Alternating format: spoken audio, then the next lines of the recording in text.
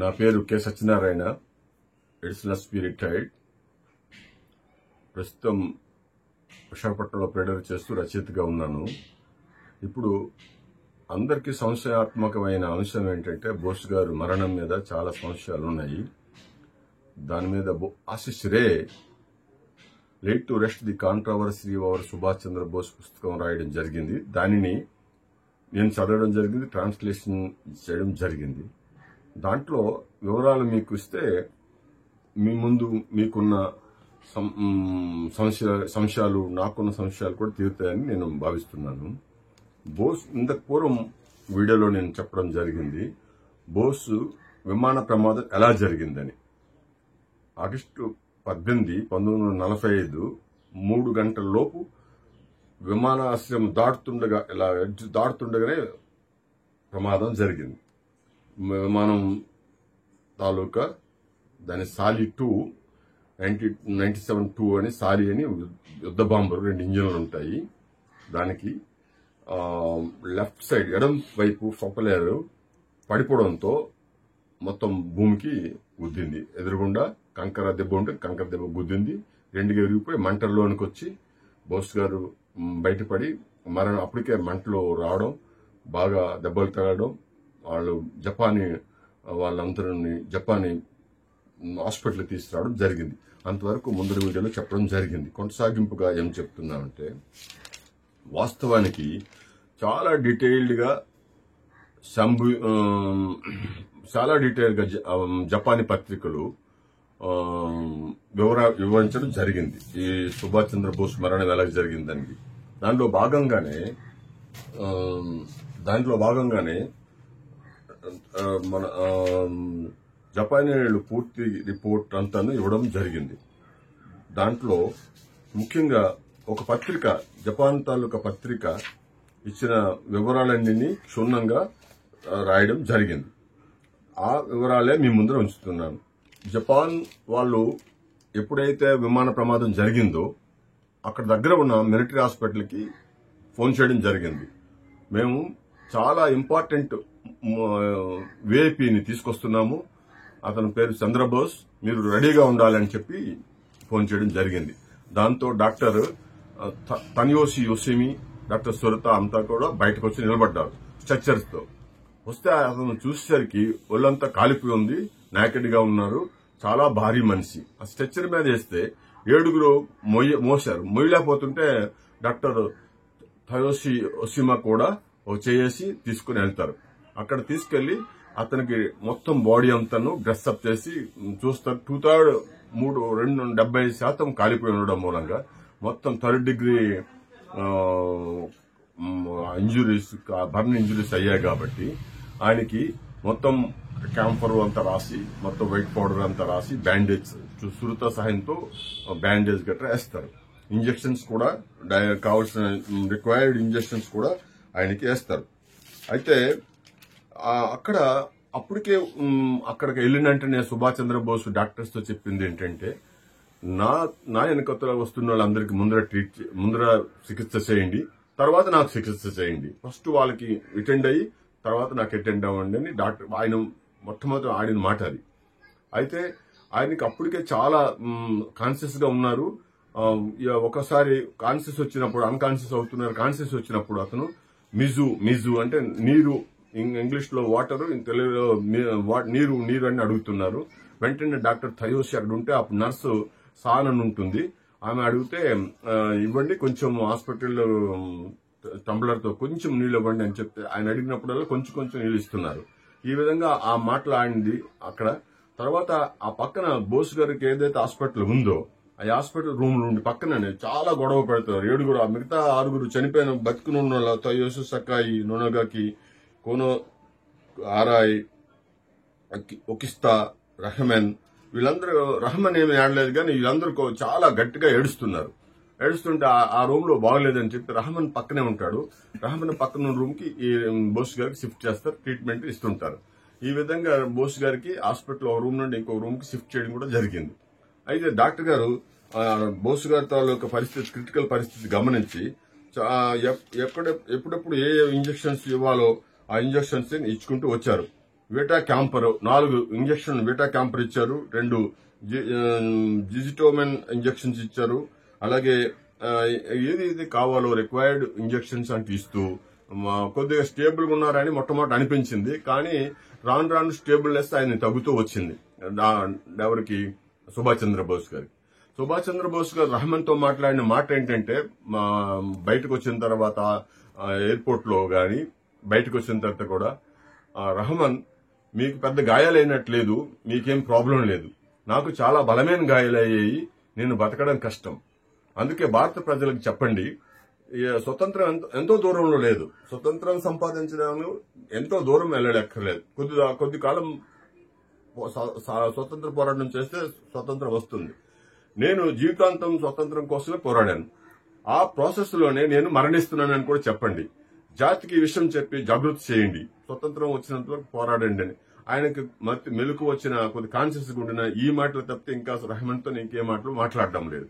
ఆయన క్లియర్ గా చెప్పేశాడు, నేను చనిపోతాను. రహమాన్ అప్పుడు అన్నాడు, లేదు సార్ మీరు చనిపోరు, మీరు బాగానే ఉంటారని చెప్పినా కూడా నా పరిస్థితి నాకు తెలుసు కదా, నేను చనిపోతానని చెప్పాడు. అయితే డాక్టర్ తన్యోషి చెప్పింది ఏంటంటే, ఇంత చేస్తుంటే ఏ కోశైనా కూడా ఆయన నిర్భయత పోలేదు.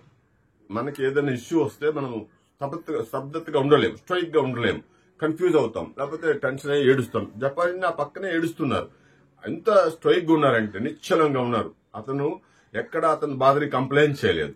ఒక స్టేజ్ లో రాత్రి 7 గంటలకు ముందర సురుతాకి పిలిచి సర్జన్ కి, మీరు తీవ్రత నాకు బాగా దెబ్బలు తగిలి ఉన్నాయి కాబట్టి మీరు ఈ రాత్రి అంతా నాతో ఉండాలని చెప్పి సురుతాకి అడుగుతాడు. అప్పుడు ఈ సురుత వేగరం వెళ్లి రాత్రి భోజనం చేయాలని వచ్చి రాత్రి 7 గంటలకల్లా భోజనం చేసి వచ్చేస్తాడు రాత్రి భోజనానికి. మన ఇంట్లో మన టైం ప్రకారం 9 గంటలు అది రాత్రి. ఆ భోజనం చేసి వస్తే ఈలోపు తన్యోషికి ఏం చెప్తాడండి సుభాష్ చంద్రబోసు, డాక్టర్ గారు మొత్తం నా శరీరంలో రక్తమంతా నా తలలోకి ప్రవహిస్తున్నట్టున్నది, బాగా ఇబ్బందిగా ఉంది, నేను ప్రశాంతంగా పడుకోవాలి, నాకు 2 నిమిషాలు ప్రశాంతంగా పడుకోవాలి, ఏదైనా ఇంజక్షన్ ఇస్తారా అని అడుగుతాడు.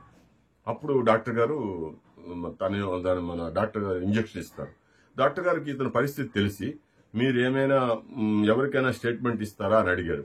లేదండి అని. వీళ్ళు ఏమైనా రాస్తారా? లేదు. అతనికి నకామోర్ అని 42, 43 ఇతను దుబాసి కింద పనిచేశాడు, అంటే ట్రాన్స్లేటర్ గా, జీ నకామోర్ అని. అతను కూడా వస్తాడు, అక్కడే ఉంటాడు, డాక్టర్ గారి దగ్గరే ఉంటాడు. మీరు ఎవరికైనా స్టేట్మెంట్ ఇవ్వాలా, లేకపోతే వీళ్ళు రాయాలంటే నేను ఎవరికి స్టేట్మెంట్ ఇవ్వను, కాకపోతే జపానీ తాలూకా రాజుకి, వాళ్ళ అధికారులందరికీ, ముఖ్యంగా మిలిటరీ జనరల్ కి అందరికీ నా ధన్యవాదాలు తెలియజేయండి, ఇంతకంటే నా దగ్గర నేను చెప్పడానికి ఏమి లేదంటాడు. ఆ ఇంజక్షన్ వేసిన తర్వాత ఆఖరికి మన సుభాష్ చంద్రబోసు 7 గంటలు వాళ్ళ టైం ప్రకారం, అంటే మన ఇండియన్ టైం ప్రకారం 9 గంటలకు చనిపోతారు రహమాన్ చెప్పిన ప్రకారం. డాక్టర్ తన్యోషి ఒక ఇంటర్వ్యూలో ఏం చెప్తారంటే, దాదాపు 9 గంటలకు చనిపోతారు అంటాడు, 10 గంటలకు చనిపోతారు అంటారు. రఫ్ గా మన టైం ప్రకారం రాత్రి 12 గంటలకు చనిపోతారని చెప్పి, ఇన్ బిట్వీన్ 10 to 12 మధ్యలో చనిపోతారని చెప్తాడు ఇంటర్వ్యూలో.